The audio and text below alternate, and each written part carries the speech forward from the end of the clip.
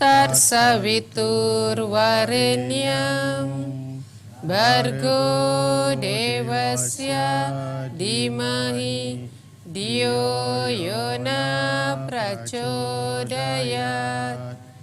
Om Santi Santi Santi Om Swastiastu. Selamat sore pemirsa TVRI dimanapun Anda berada. Senang sekali dapat bertemu kembali dengan kami dalam Mimbar Agama Hindu di awal bulan Maret ini, tepat pada tanggal 1 Maret tahun 2023. Pemirsa, selama 52 menit ke depan kami akan menemani istirahat Anda dalam Mimbar Agama Hindu. Pemirsa, pada sore yang berbahagia ini, tema yang kami bawakan adalah kama, antara musuh, cinta, dan tujuan hidup. Untuk menyampaikan tema tersebut, hadir di studio bersama kami salah seorang guru agama Hindu di Kota Medan. Beliau adalah Bapak W. Mita Astariawan SPD. Selamat sore Pak Mita, Swastiastu. Om Swastiastu. Dan pemirsa, di studio juga telah hadir bersama kami adik-adik Bajan dari Pastraman Sri Parameswari Kuil. Halo, selamat sore Swastiastu. Pemirsa, pada sore yang berbahagia ini kami juga membuka telepon interaktif. Bagi Anda yang ingin bergabung dengan kami di seputar tema, silakan menghubungi kami pada nomor 0811 6100 386. Dan perlu kami sampaikan, acara ini terselenggara berkat kerjasama TVRI Sumut dan PHDI Kota Medan. Baiklah pemirsa, seputar tentang tema kama berasal dari bahasa Sangsekerta. Kama dapat diartikan dengan keinginan dan hawa nafsu. Di dalam ajaran agama Hindu, kita mengenal dengan ajaran Satripu. Satripu adalah 6 musuh yang terdapat dalam diri manusia, di mana kama merupakan bagian pertama daripada Satripu. Dan ajaran yang lain terdapat pula ajaran tentang catur purusa arta, yaitu 4 tujuan hidup manusia, di mana bagian-bagiannya adalah dharma, arta, kama, dan moksa. Di dalam catur purusa arta, kama juga merupakan bagiannya. Nah, apakah ada perbedaan kama yang terdapat di dalam Satripu dan kama yang terdapat di dalam catur purusa arta? Bagaimana hidup ini jika tanpa kama? Nah, bagaimana pula pengertian kama yang diartikan sebagai cinta? Masih banyak rentetan pertanyaan yang ingin kami tujukan kepada narasumber kita. Maka untuk itu pemirsa, kembali kita ke narasumber kita untuk mendapatkan jawaban-jawaban tentang kama. Ini Pak Mita, judulnya singkat ya. Singkat. Kama, antara musuh, cinta dan tujuan hidup. Nah, tapi pada sore yang berbahagia ini Pak Mita, tadi di awal sedikit saya ada menjelaskan tentang Satripu, tentang catur purusa arta ya. Iya. Kalau kita berbicara tentang kedua materi ini kayaknya di sekolah dasar. Sekolah dasar. Ya, ya. di sekolah dasar, mungkin di sekolah menengah Sekolah pertama, iya. juga anak-anak itu sudah mendengar dengan Satripu dan mendengar tentang catur purusa arta. Nah, yang ingin kami pertanyakan sekarang Pak, apakah kama yang terdapat dalam Satripu dengan kama yang terdapat dalam catur purusa arta ini berbeda? Silakan Pak. Sebenarnya sebelum kita membahas perbedaan di antara kama dari Satripu dan catur purusa arta, kita pahami dulu arti dari kama itu tersendiri. Nah, kama dalam bahasa Sanskerta itu Ibu sebenarnya berasal dari bahasa Sanskerta, artinya keinginan. Iya. Tetapi Satripu mengartikannya sebagai hawa nafsu. Nah, kemudian di dalam catur purusa arta, kama ini diartikan sebagai kesenangan. Jadi sebenarnya kama itu secara garis besar itu berarti keinginan. Tetapi keinginan ini akan menjadi musuh ketika berlebihan dan menjadi hawa nafsu. Dan keinginan juga akan bisa menjadi tujuan karena ia adalah kesenangan yang membuat seseorang menjadi senang seperti itu. Jadi ada dua hal tentang kama dan dalam catur purusa arta dan satripu. Yang satu hawa nafsu, yang satu adalah tujuan berupa kesenangan, seperti itu, Ibu. Nah, kalau kita sudah berbicara tadi ya, yang di dalam satripu berarti dia hawa nafsu. Hawa nafsu. Nah, sementara yang dalam catur purusa arta dapat dikatakan dengan Keinginan, keinginan. ya. Nah, ini kan boleh dikatakan dua hal dalam hidup ini kita pasti membutuhkan keinginan, pasti Pak Mita. keinginan. Contoh mungkin kita datang hari ini ke studio berkeinginan berkeinginan menyampaikan nilai-nilai dharma kepada masyarakat, kan seperti itu. Nah, bagaimana ini Pak bila seseorang itu hidup tapi tidak memiliki kama? Silakan Pak. Ya, sebenarnya kama ini harus ada dalam kehidupan, karena tanpa adanya kama tidak akan mungkin ada kehidupan, Ibu. Iya. Seperti halnya dalam kitab suci Weda sendiri menjelaskan kama ini seperti angin dalam perahu ketika kita berlayar. Iya. Nah, angin yang menggerakkan perahu inilah yang disebut dengan kama. Jadi perlu ada kama dalam kehidupan ini. Bahkan dalam Brihadara Upanishad, Brihadara Aneka Upanishad, ini bab keempat, mantra kelima itu disebutkan ada kama maya ewayam purusa iti. Manusia itu ditentukan oleh kamanya, kama maya tadi, keinginannya. Kemudian sakamo bhavati tatkratur bhavati, artinya dari kama itu, dari keinginan itu maka timbul hasrat. Tatkratur bhavati tatkarma kurute, dari hasrat itu timbul karma.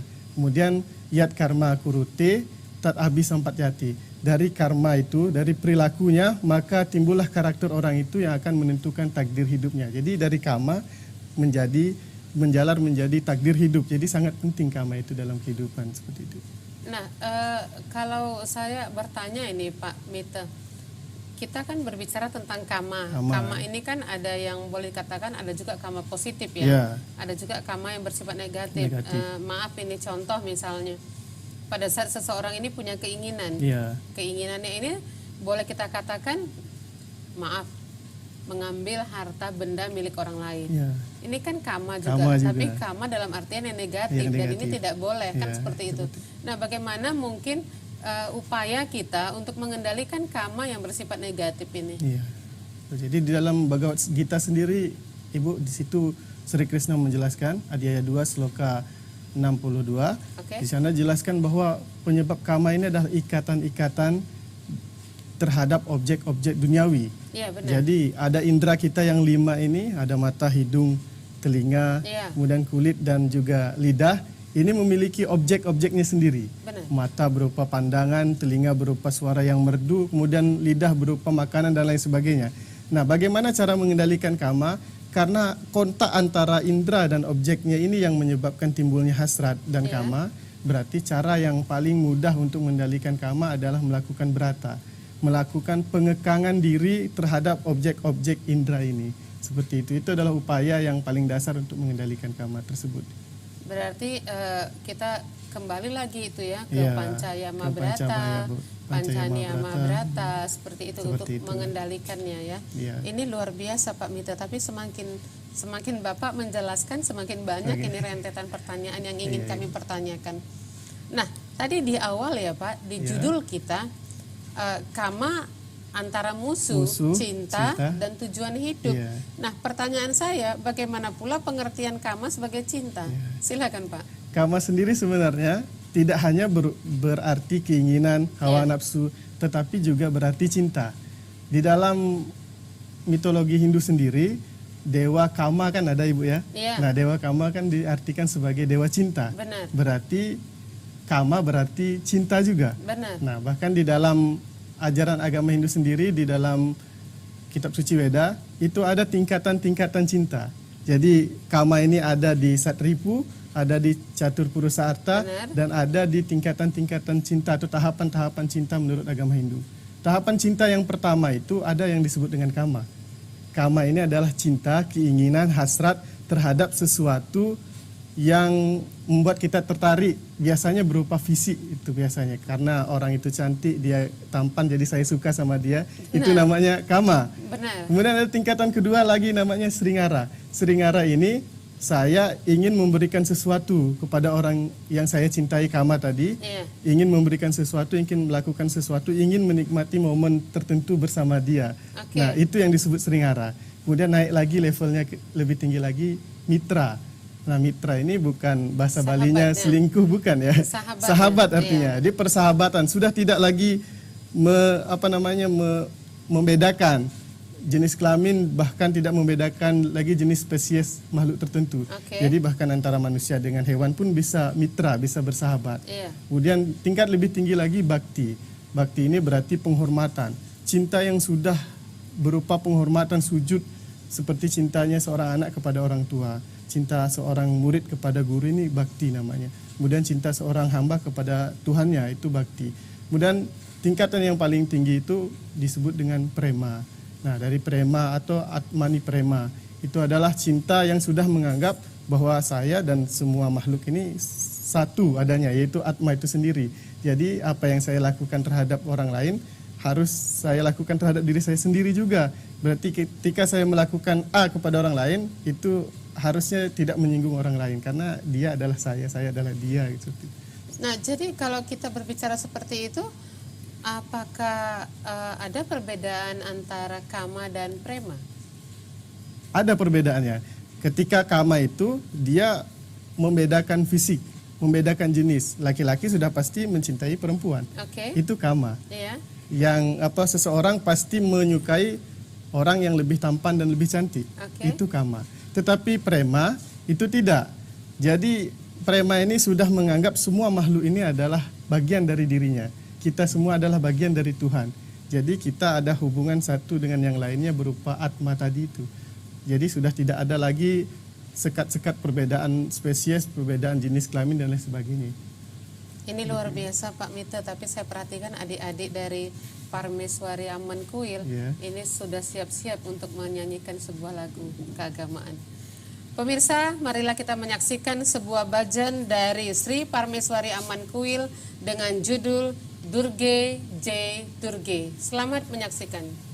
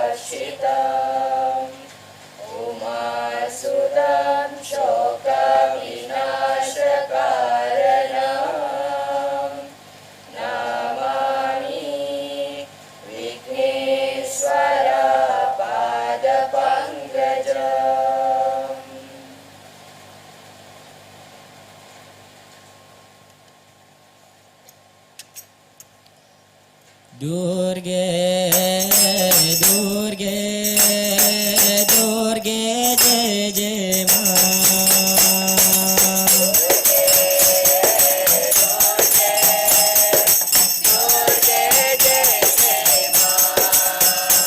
Ama Durge, Durge,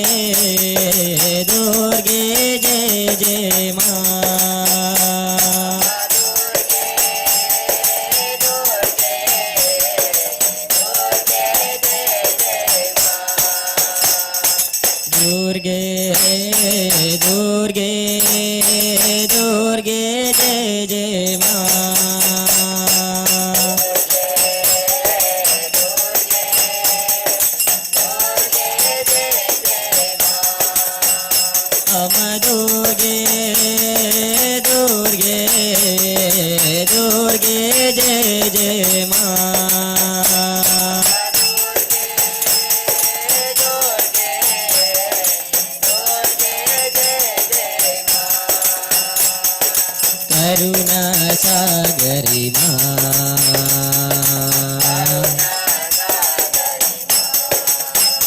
हे कालिका पालनी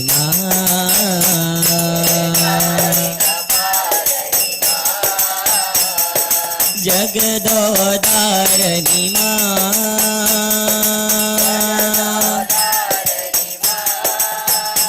अम जगदोदारणी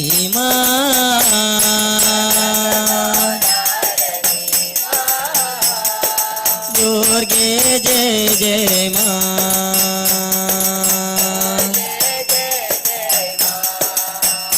अम दुर्गे जय जय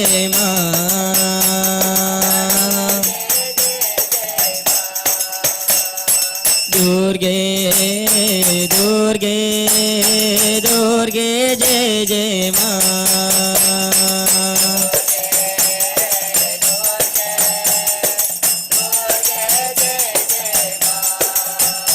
अम दुर्गे दुर्गे दुर्गे जय जय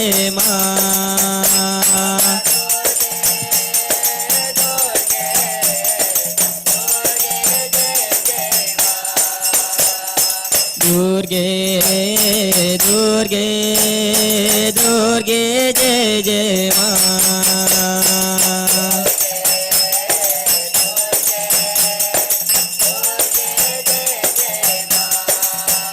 अम दुर्गे दुर्गे दुर्गे जय जय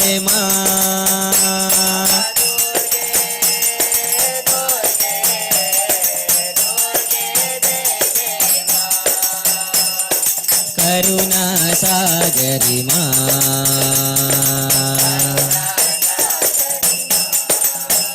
हे कालिका पालनी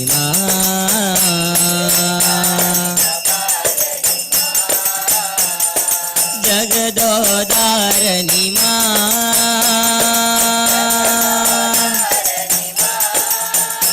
अम जगदोदारणी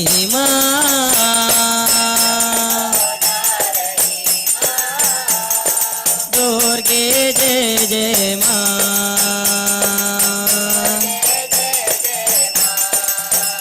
अम दुर्गे जय जय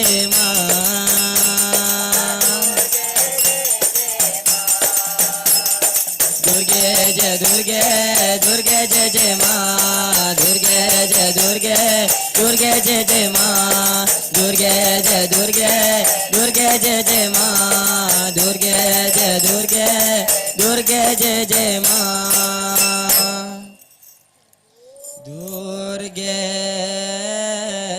दुर्गे दुर्गे दुर्गे जय जय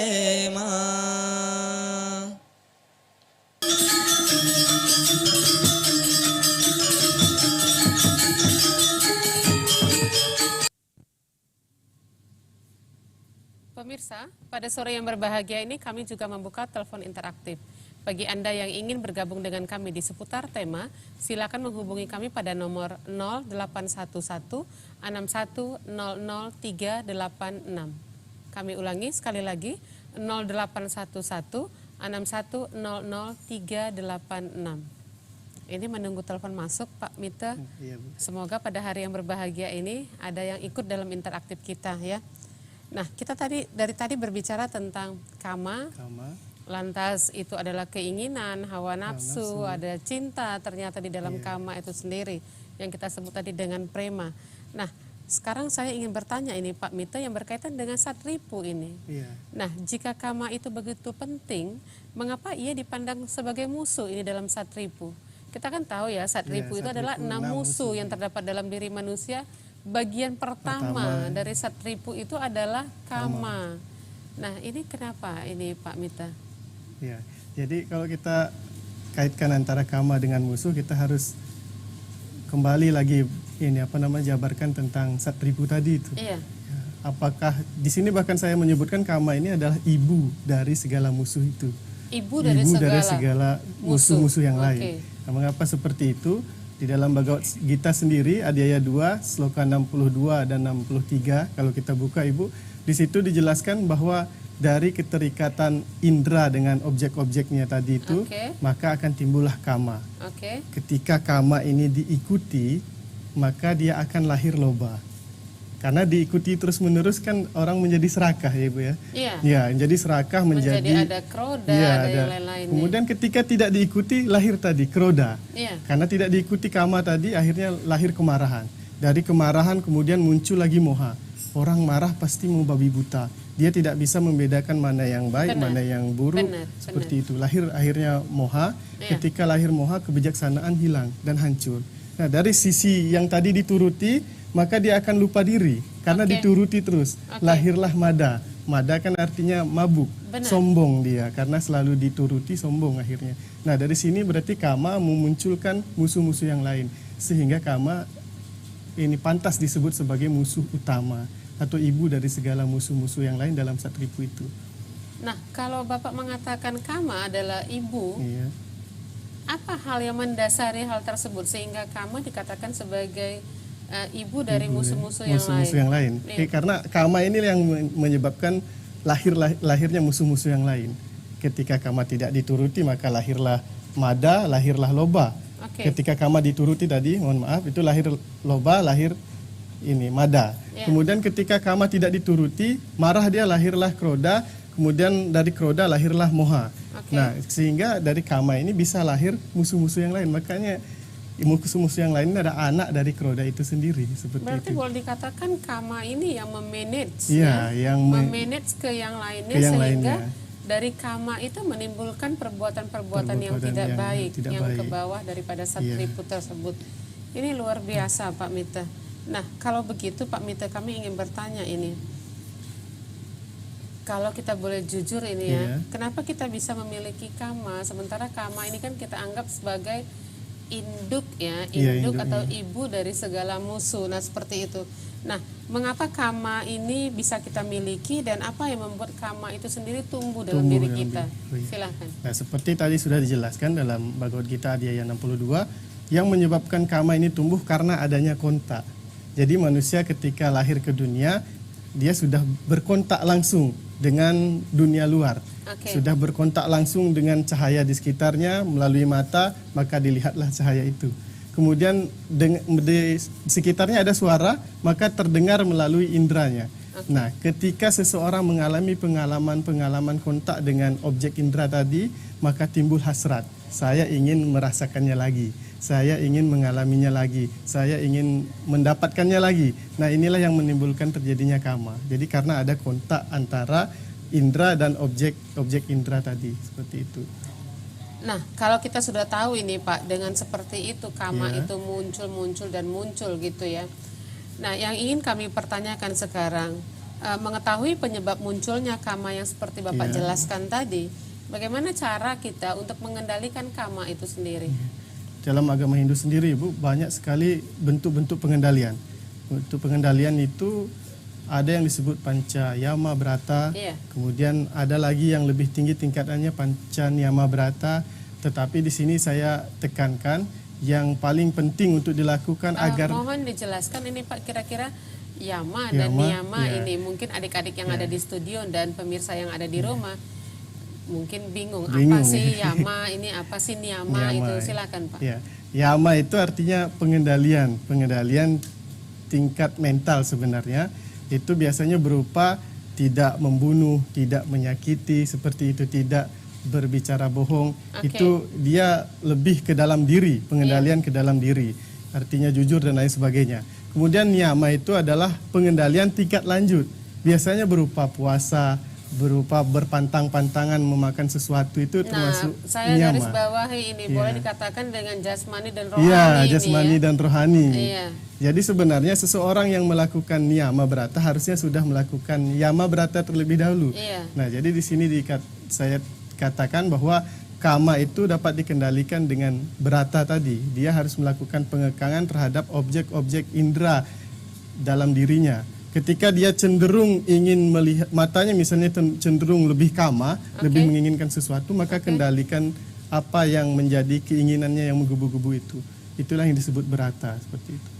Nah, ini yang paling menarik dari semua pertanyaan, Pak Mita. Kita kan sudah membicarakan tentang kama. Bagaimana ciri-ciri orang yang sudah memenangkan kama dalam dirinya? Kita tahu tadi kama itu adalah musuh. Nah, bagaimana kita ini menang ini? Memenangkan kama dalam diri kita. Silakan Pak Mita. Jadi bagaimana ciri-ciri orang yang sudah memenangkan perangnya melawan kama? Benar. Seperti itu, karena kama adalah musuh ya Ibu ya. Di dalam Bhagavad Gita sendiri, kalau kita buka Adhyaya 2 sloka 56, di situ dijelaskan bahwa seorang muni berarti orang yang suci, orang yang mampu mengendalikan kamanya tadi. Nah, adalah seseorang yang terbebas dari keterikatan.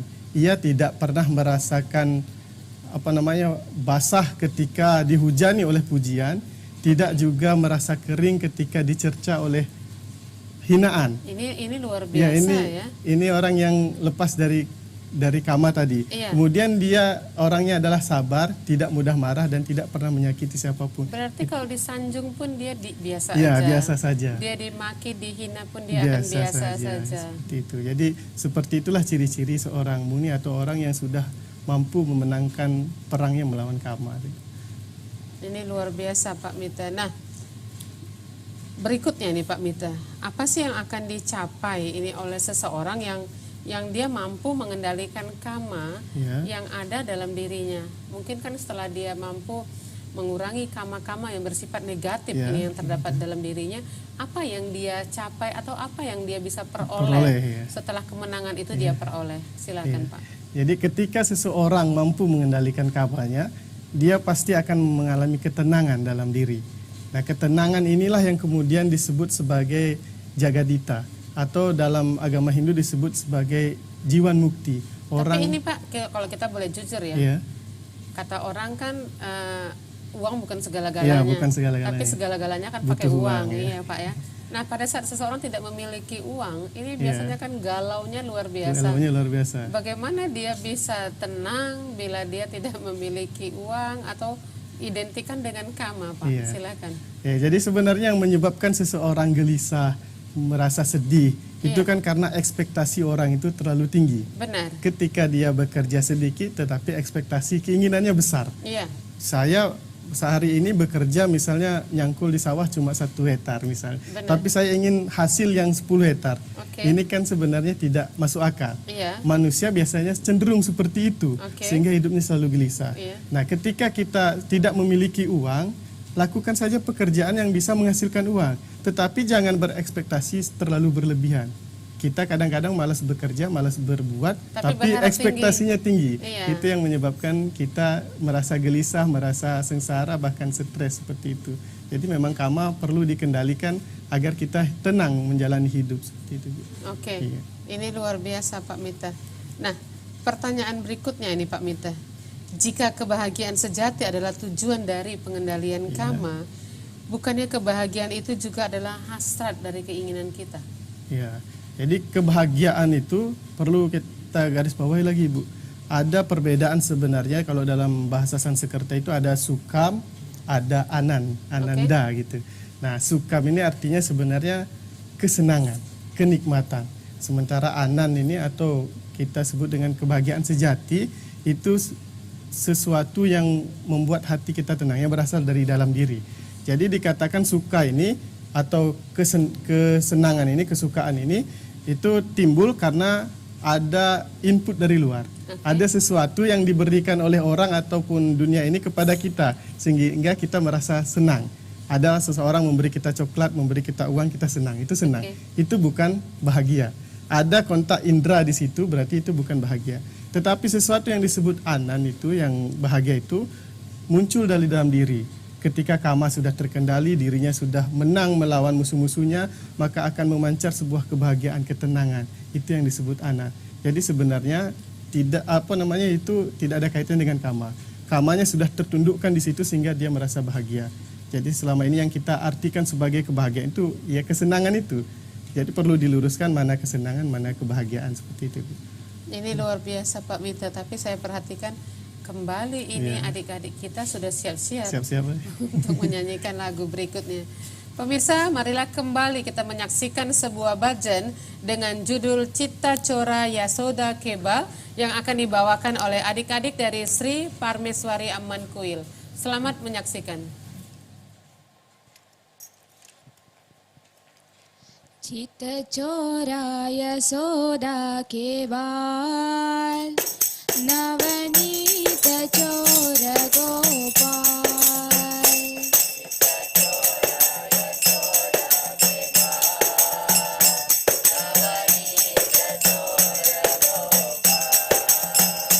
Cita Cora Yasoda Kebal Navanita Cora Gopal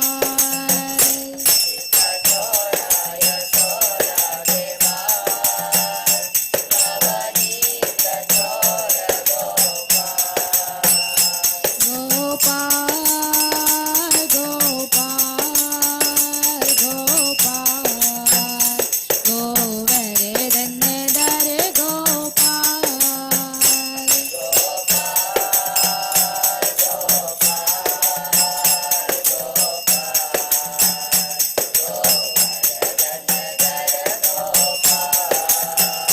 Gopal, Gopal, Gopal, Govardhanadhara Gopal.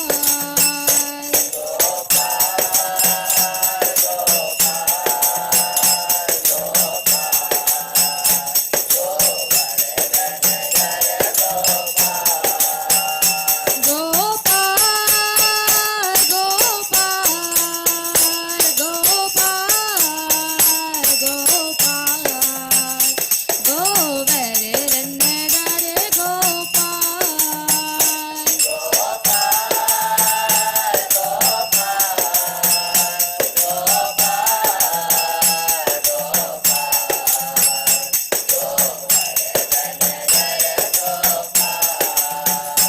Gopal, Gopal, Gopal, Gopal, Govardhanadhara Gopal.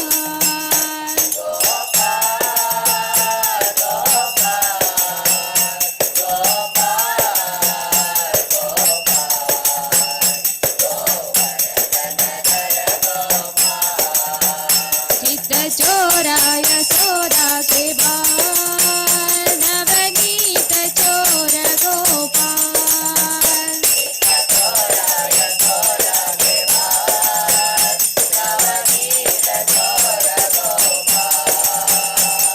Gopal, Gopal, Gopal, Govardhanadhara Gopal.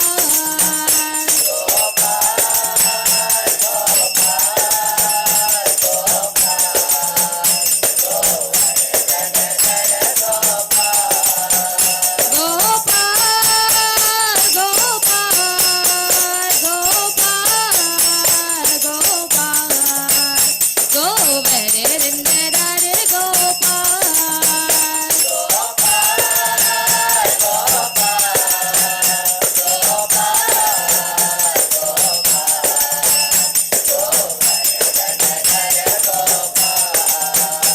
Gopal, Gopal, Gopal, Gopal, Govardhanadhara Gopal.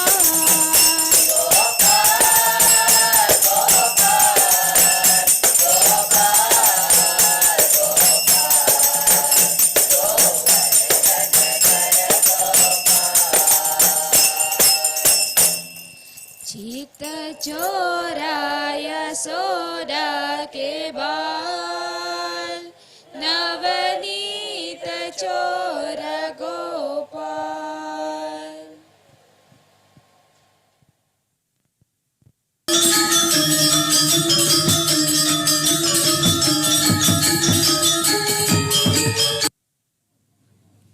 Pemirsa, pada sore hari ini kami juga membuka telepon interaktif. Bagi Anda yang ingin bergabung dengan kami di seputar tema, silakan menghubungi kami pada nomor 0811 6100 386.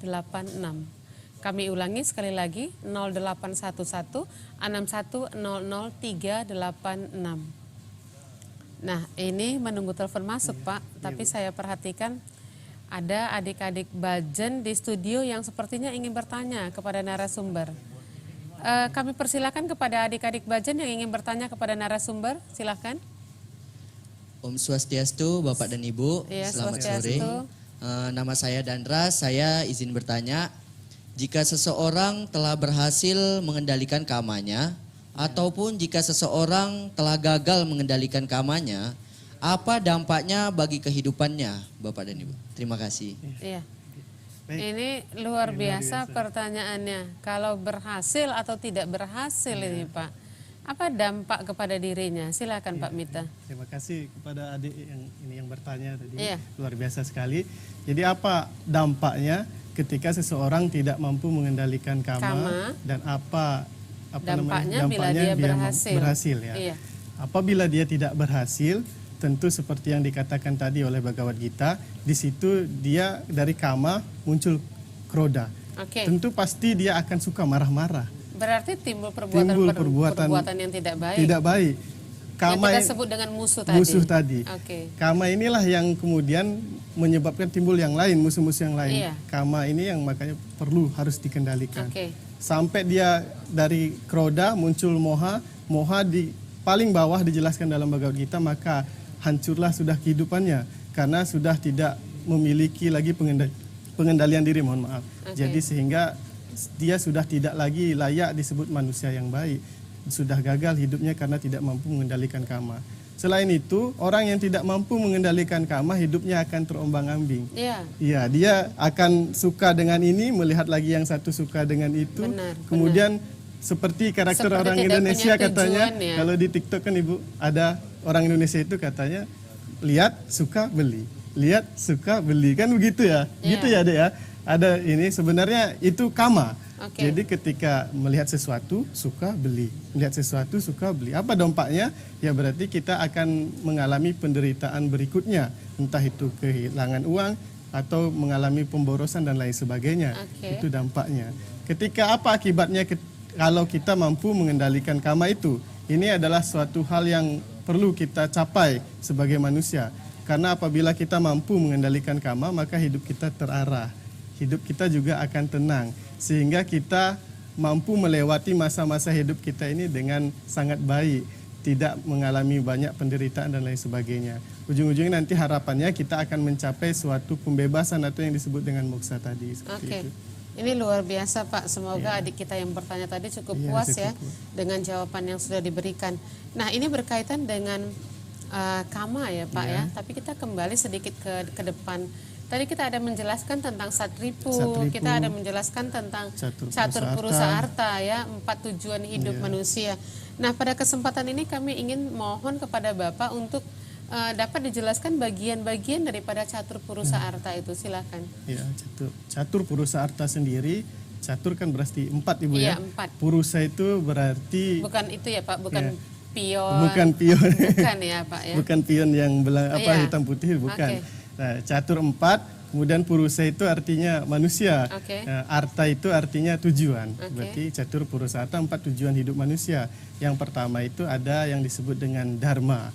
Oke. Dharma ini kalau kita cari padanannya dalam bahasa Indonesia sebenarnya sulit. Sangat tidak ada padanan kata untuk dharma ini yang spesifik yang Berarti yang di KBBI nggak ada ini ya. sulit untuk menyamakan istilah apa yang cocok untuk dharma. Benar. Karena dharma ini bisa berarti kewajiban, bisa berarti kebenaran, bisa berarti kejujuran dan lain sebagainya. Karena berarti di sini kita sebutkan saja dharma ini berarti kewajiban. Berarti tujuan hidup manusia yang pertama adalah memenuhi kewajibannya.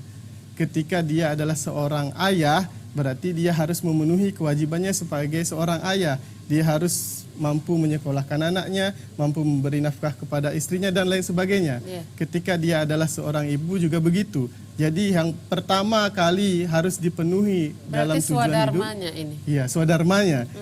Yang pertama kali dipenuhi adalah dharma itu Kewajiban, tadi, ya. kewajiban. Kemudian yang kedua sudah pasti adalah arta. Oke. Arta ini berarti kekayaan atau harta benda. Seseorang tidak dipungkiri tujuan hidupnya sudah pasti adalah harta. Karena tanpa harta semua perjalanan kita tidak akan pernah mulus. Seperti tadi yang Iya. saya sebutkan itu, Pak. Uang Uang bukan segalanya, tapi segala-galanya butuh membutuhkan uang. Seperti itu. Iya, tanpa adanya uang kan semua kegiatan kita, semua apapun yang kita lakukan akan sulit ya Bu ya. Iya. Kita perlu uang. Sarana sembahyang contoh ya Iya. Pak ya, kita membutuhkan uang untuk Iya. membelinya. Sembahyang saja butuh uang, Benar. apalagi yang lainnya. Benar. Berarti uang adalah tujuan juga Iya. dalam agama Hindu itu sendiri. Bahkan di dalam agama Hindu dianalogikan itu Ibu catur purusa arta ini, dharma ini seperti perahu. Kemudian Oke. arta ini adalah airnya. Oke. Airnya, kemudian kama itu adalah anginnya tadi seperti Oke. disebutkan. Dan moksa ini adalah pulau yang ingin dicapai oleh perahu Dicapai. itu. Nah, Berarti tujuan akhirnya. tujuan ini. akhir. Di sini berarti kan jelas arta itu adalah airnya. Air yang tenang, air yang tidak ada ombaknya, air yang tidak badai akan menyebabkan orang berjalannya mulus sampai Iya, dengan sampai ke mudah. tujuan dengan mudah. Berarti orang yang memiliki harta harusnya Iya. lebih mudah mencapai tujuannya Moksa dibandingkan tadi. moksa tadi dibandingkan Oke. orang yang tidak memiliki harta.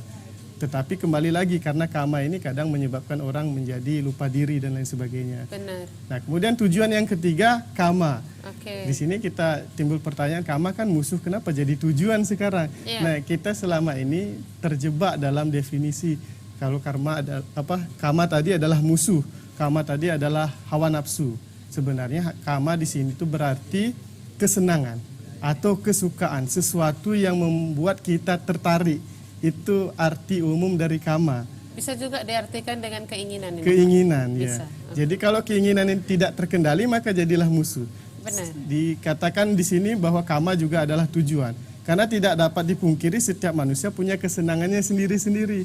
Ada yang suka makan misalnya, maka dia melakukan banyak wisata kuliner. Oke. Ada yang dia suka ke laut, pergi dia ke laut. Ada yang suka ke gunung, naik gunung, pergi ke gunung. Setiap orang memiliki kesenangan yang berbeda-beda. Dan kesenangan sudah pasti sesuatu yang dituju, yang ingin dicapai oleh orang itu. Jadi kesenangan atau kama itu juga termasuk tujuan. Nah, yang terakhir, tujuan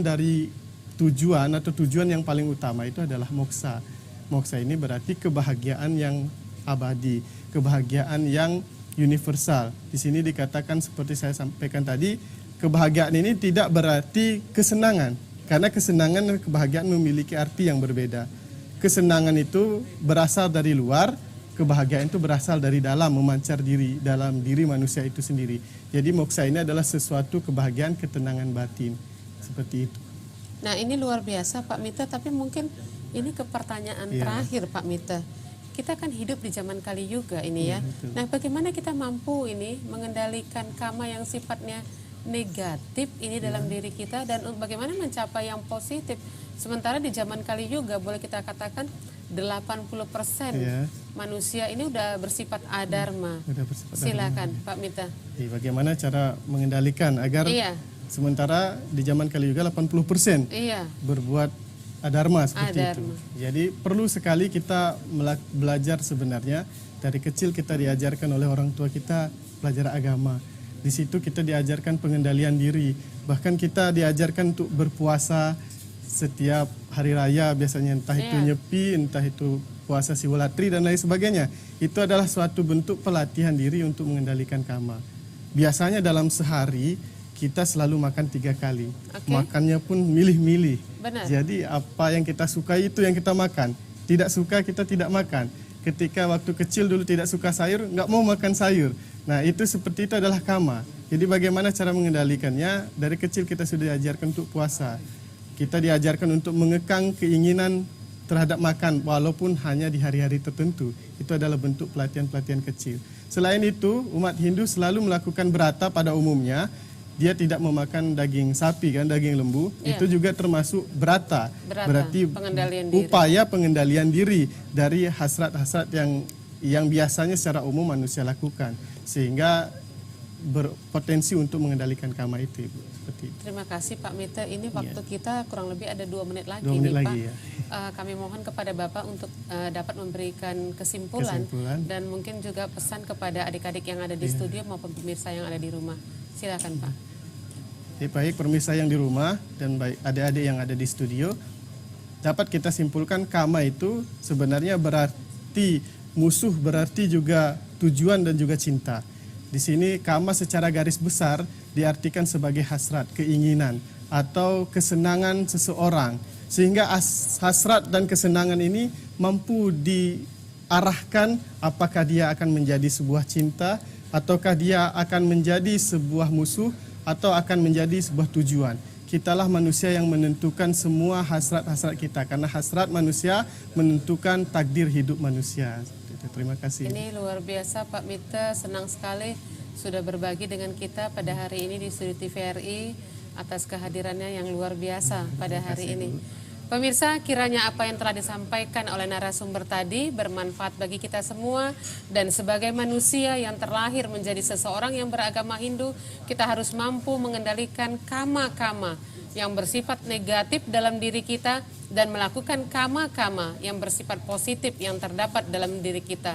Sehingga kita mampu mencapai tujuan akhir hidup dalam Hindu yaitu Moksartam Jagadita Yaca Iti Dharma. Dari Studio TVRI, kami mohon undur diri beserta seluruh kerabat kerja TVRI. Kami mohon undur diri, selamat sore dan sampai jumpa. Kami akhiri dengan Paramasanti. Om Santi Santi Santi Om.